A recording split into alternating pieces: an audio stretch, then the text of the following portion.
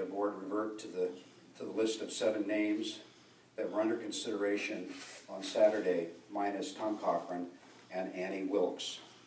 If I had a second, I'd like to just explain why I'm moving in this direction. There's a motion on the floor.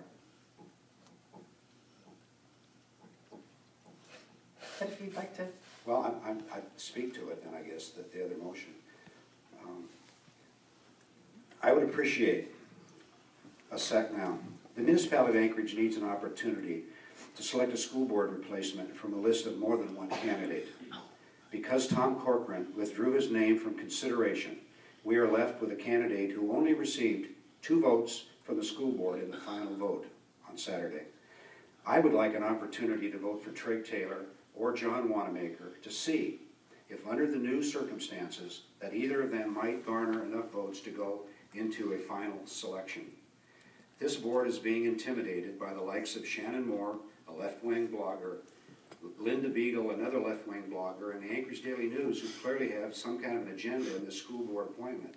We are allowing, I believe, a small minority of Anchorage voters to stampede the school board into voting for this wrong candidate. We are allowing a person to win this appointment by default.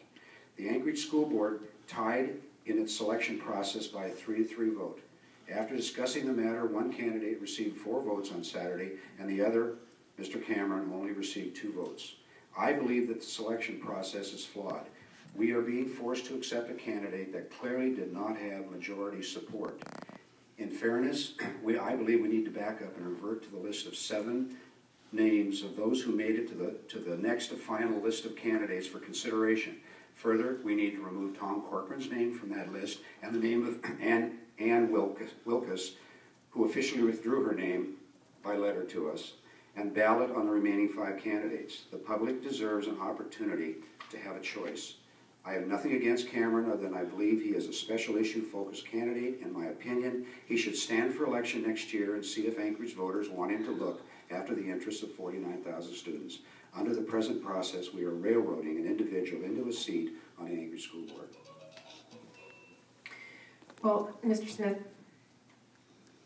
the person who is on the agenda tonight that we will be voting on maybe did not receive a vote from you on Saturday, but he did receive the vote of the majority of this board, enough votes to make it to the final round of the process. There were only two people that made it to that final round. And just for the record, I would like to note that the vacancy appointment process that we followed over the last month, in my opinion, was very thorough. We had many candidates applying. All of those applicants' names were published. All of their info was available and continues to be available on the website. That includes their applications, it includes their resumes, it includes the answers to the written questions that were asked of them. No process is perfect, and when you're in an elected position, you do the best that you can with the information that you have available. And that's what I did. I looked at 2 candidates who were both very qualified individuals. They had different qualifications, and they were both very strong in their own way. And I made a choice on Saturday, which I believed was the best choice at the time. In no way did I ever intend to draw any negative attention to the district, and for that I apologize that has occurred. What I'm happy about is that we do have an opportunity to vote this evening on Mr. Perez-Verdia. I'm pleased that we have the opportunity to formalize his appointment to fill this board vacancy. As I said before, there were 2 candidates that made it to the 3rd and 4th round of voting on Saturday. We spent a considerable amount of time addressing they spent a considerable amount of time addressing the board and answering additional questions, some of those questions even formed by some of the other applicants. The successful applicant on Saturday, after 2 tied votes, has withdrawn his name, as we know, and so that puts us in the situation that we are in at this time. And so if anyone else has comments, I'd invite you to make them now, and then we will take a vote. Pam? Dawn, I have not received any information myself about withdrawal of Van Lucas, so I don't know where that information came from. You could address it. You said that she withdrew her candidacy?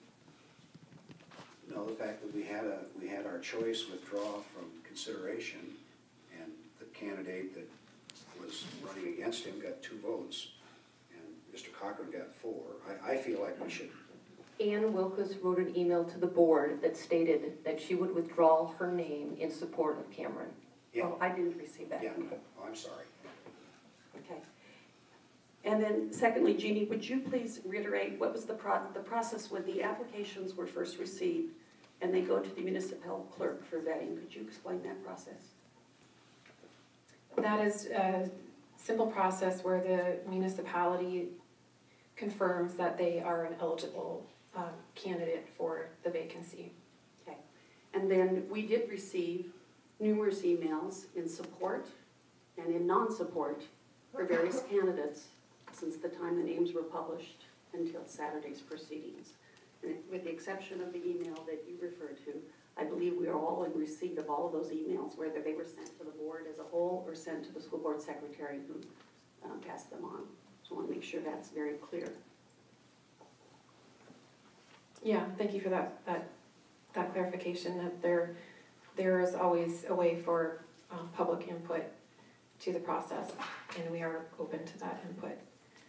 And then the last thing I want to address is, I believe we're bound by the policy and the procedures that are in the policy now, yet it is vague, and maybe this is where legal counsel needs to speak on what happens in a situation where there's a tie. Because in the policy, as we went through a special meeting to understand all the variations on the theme and what could happen and what all the possibilities were, this was not one of them. And so I do believe our legal counsel is here. She is here, but yes, we did find that there are some vague areas in the policy as written, and that will need to be addressed. But there, and I don't want to respond to all the, every item of criticism, but there was insinuation that the board had rushed this process through. And it's in policy that when a seat becomes vacant, you have 30 days within which to appoint somebody to the vacancy. And this wasn't a situation where we were trying to rush anything. We were simply following the policy. And we did not have any control over when the former member chose to vacate the seat. So, having said that.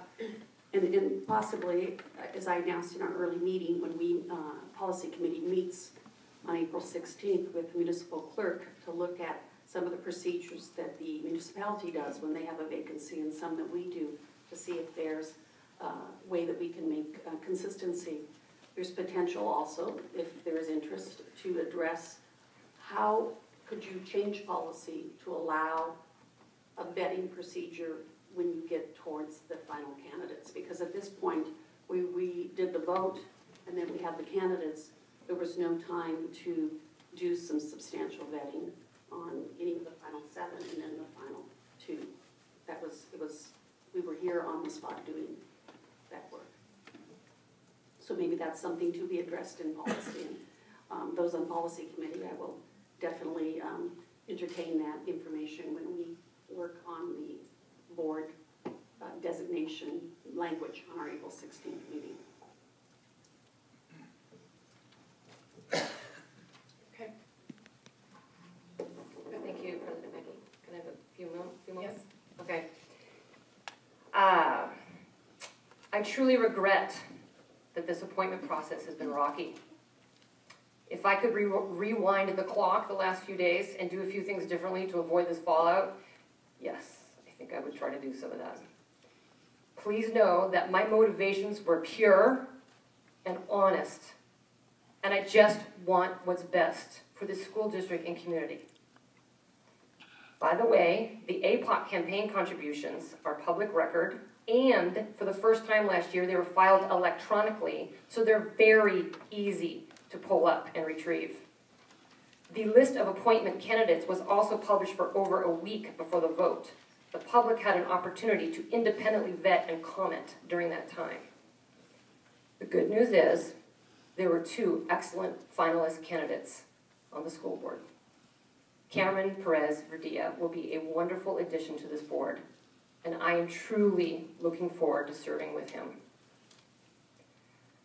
The other comment I would like to make is that I invite all of you in this room, and who's listening and who's watching, to attend an audit and budget committee meeting. We meet every 2 weeks before the board at 12 o'clock, right next door. It is here where we will all learn and experience the fear and stress as we learn about the fiscal realities of our district's situation. Yesterday was Easter. Rather than making productive use of their time, like skiing in the sun or eating with their families, several members of this community conducted a smear campaign in a media kangaroo court, thereby resulting in a good person declining the opportunity from serving on the school board. This is a tremendous loss to this board and this community.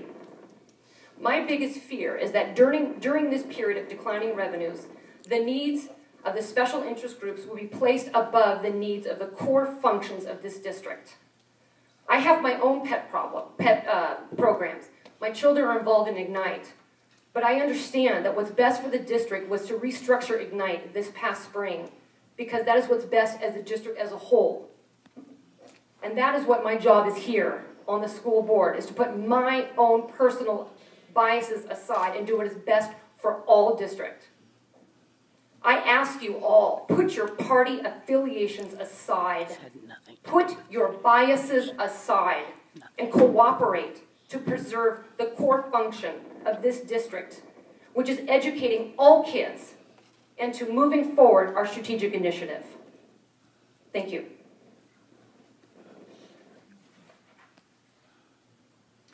Anything further from board members? Okay, please proceed to vote. The motion on the table is to move to approve Cameron Perez-Verdia to fill seat D.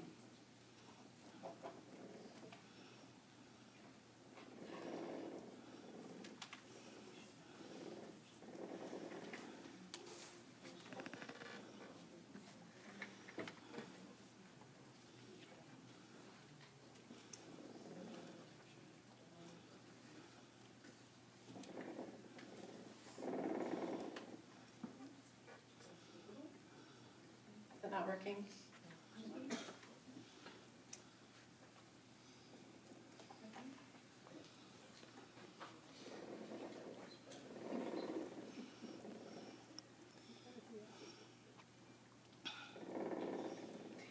And that motion passes 4 yeas and 1 nay. So congratulations, Mr. Perez-Verdia.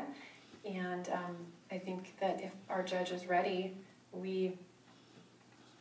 there she is, we will be ready to conduct the oath of office.